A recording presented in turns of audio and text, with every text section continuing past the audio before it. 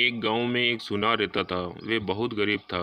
से विश्वास उठ गया और उन्होंने उससे अपने गहने बनवाना बंद कर दिए, जिसके कारण उसकी दिशा दिन प्रतिदिन बिगड़ती चली गई और अंत में इतना गरीब हो गया कि उसके घर में एक समय का ही चूल्हा जलता था। उस सुनार के पड़ोस में एक गरीब ब्राह्मण भी रहता था। दोनों अच्छे दोस्त थे। वे ब्राह्मण कथा आदि सुनाया करता, जिससे उसको सारे गांव के लोग पंडित जी के नाम से पुकारते थे। एक दिन दोनों ने सोचा कि अब कहीं कमाने चलना चाहिए, जिससे कि घर का गुजारा बसरा हो सके। ऐसा विचार करके वे शहर पहुंच गए। शहर में पहुंचकर दोनों ने एक अच्छा स्थान देखा और अपना अड्डा जमा लिया। सुनार तो गहनों आदि का लेन देन करने लगा और पंडित जी अब अपनी पोथी पात्र आदि फैलाकर बैठ गए। अब दोनों ने महीने भर में खा पीकर कुछ पैसे कमा लिए। इस प्रकार उन्होंने 6-7 महीने काम करके कई हजार रुपये बचा लिए। 6-7 महीने हो गए तो सुनार ने कहा, पंडित जी अब तो हमें अपने गांव जाना चाहिए, जब तक बहुत कमा लिया। ये नहीं, पंडित जी ने उत्तर दिया, भाई मुझे तो नहीं जाना, तुम चले जाओ, परंतु ये मेरे 5,000 रुपये मेरी बीवी को दे देना। ये कहकर पंडित जी ने सुनार को 5,000 रुपये दिए और एक सरकारी कागज़ मंगवाकर उस पर सुनार के लिखवा लिया कि पंडित जी ने मुझे 5,000 रुपये अपनी पत्नी को देने के लिए इस तारीख को दिए हैं। यदि मैं इन रुपयों को उसकी पत्नी तक नहीं पहुंचा पाऊं तो मैं सुनार को 10,000 रुपये दूंगा। ये लिखावा कर पंडित जी ने सुनार के हस्ताक्षर भी करवाए और कागज़ को अपने पास रख लिया। इसके पश्चात सुनार चला गया। वे घर पहुंचा तो उसने 10,000 रुपये अपनी पत्नी को दिए और सब हाल सुनाकर कहा कि इसमें से 5,000 रुपये पंडित जी के घर दे आओ। ये रुपये पंडित जी ने मुझे घर आते समय दिए हैं। लेकिन उसकी पत्नी ने कहा कि तुम ये रुपये पंडित जी के घर क्यों देते हो? पंडित जी आकर हमारा कुछ बिगाड़ थोड़ी लेगा। सुनार ने उसे बहुत समझाया लेकिन वह नहीं मानी। अंत में उसने पंडित जी के रुपये भी अपने पास रख लिए। जब पंडितानी ने सुना कि सुनार अपने घर आ गया है तो वह दौड़ी दौड़ी आई और उसने सुनार से पूछा कि पंडित जी ने हमारे लिए कुछ नहीं भेजा क्या? तो सुनार पंडितानी से कहता है कि वे अभी 2-2.5 महीने बाद आएंगे। पंडितानी बेचारी चुप होकर वहां से चली गई। कुछ दिन बाद फिर वे आई और पूछा कि पंडित जी की कोई चिट्ठी तो नहीं आई? यद्यपि पंडित जी, एक चिट्ठी आई थी। उस चिट्ठी में लिख रखा था कि रुपए पंडितानी को मिल ही गए होंगे। अब मैं 2 महीने बाद वापस आ रहा हूँ। इसलिए सुनार ने वह चिट्ठी अपने पास दबाई, क्योंकि इसमें भेद खुलने का डर था। अब पंडितानी तथा उसके बच्चे भूखे मरने लगे। कभी कभी पंडितानी पंडित जी का हाल चाल सुनार से पूछने आ जाती, लेकिन उससे टका सा जवाब मिलता। 2 महीने बाद पंडितानी पंडित से एक दिन 25,000 रुपये कमाकर घर लौटे। इधर सुनार भी 20-25 हजार रुपये अपने गांव से ही कमा चुका था। पंडित जी अब अपने घर पहुंचा तो उसने अपने लड़के को पुकारा। उसकी पत्नी समझ गई कि पंडित जी आ गए हैं।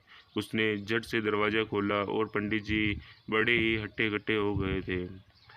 में अच्छा खाना पीना मिलता था, किंतु जब वे अपने घर में घुसे तो उसने देखा कि अपनी पत्नी तथा बच्चों की बुरी स्थिति हो रही है। कपड़े भी फटे पुराने पहने हुए थे, मानो कि कई साल पुराने कपड़े हो। घर की ऐसी बुरी स्थिति देखकर उसने अपनी बीवी से पूछा कि घर की ऐसे हाल क्यों हो रहे हैं?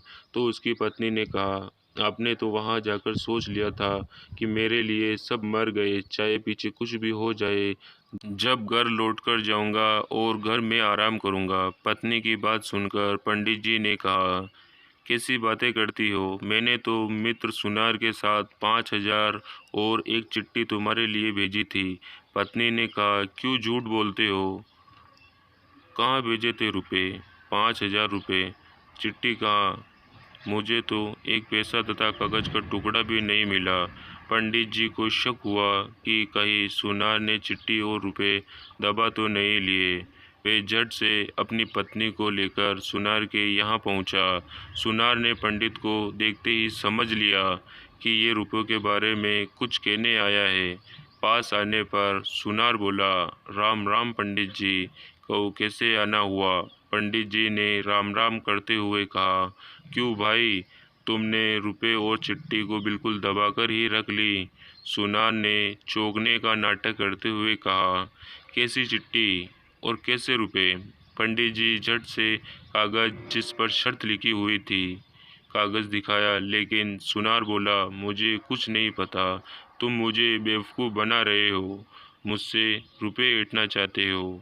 पंडित जी समझ गया कि ये ऐसे रुपए नहीं देगा।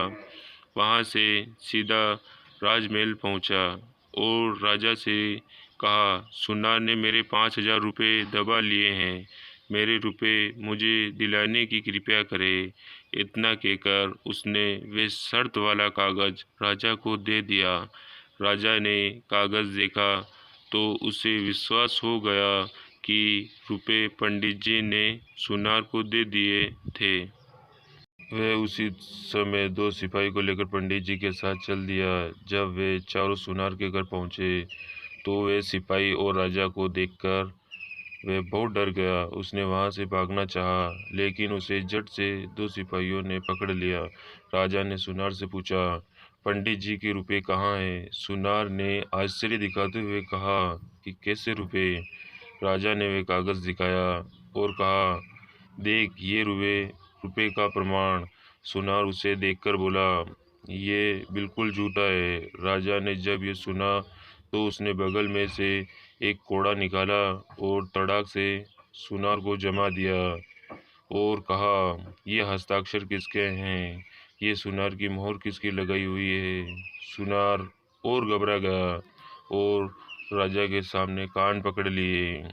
राजा ने उसे 5,000 की जगह 10,000 रुपये देने का दंड दिया। इस कहानी से ये सीख मिलती है कि बेईमानी का फल कहीं ना कहीं ज़रूर निकल जाता है।